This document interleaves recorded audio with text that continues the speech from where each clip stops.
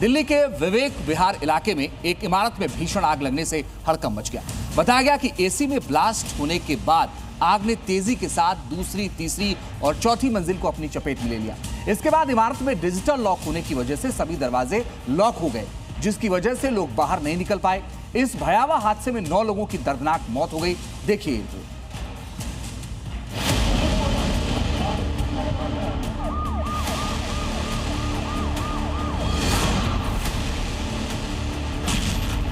दिल्ली में air condition बन गया बम।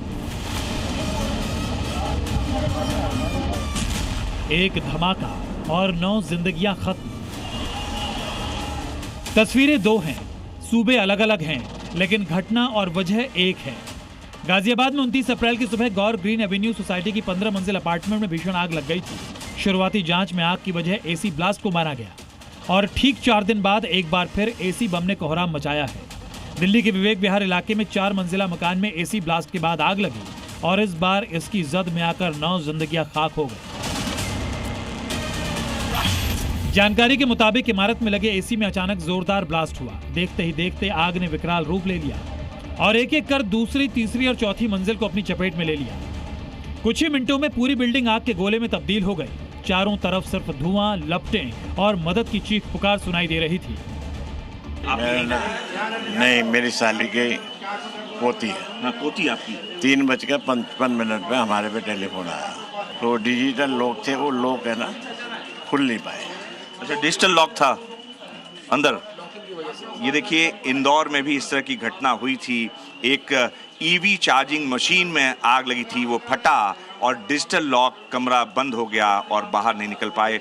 आग लगी। आपका नाम क्या है? अनिल जैन जी हैं। इनके रिश्तेदार यहाँ पर, एक बच्चा छोटा, 2 और उनके जो उस बच्चे के मदर फादर थे। डिजिटल लॉक हो गया, आग लगते ही कमरा बंद हो गया, यही कह रहे हैं अनिल जी?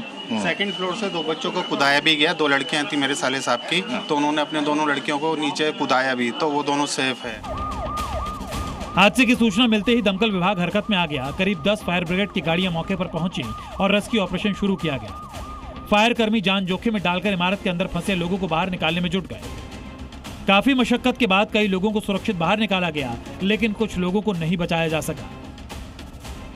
रेस्क्यू ऑपरेशन के साथ साथ आग बुझाने का काम भी तेजी से किया गया, लेकिन आग की तीव्रता इतनी ज्यादा थी कि उसे काबू में लाने में काफी वक्त लग गया।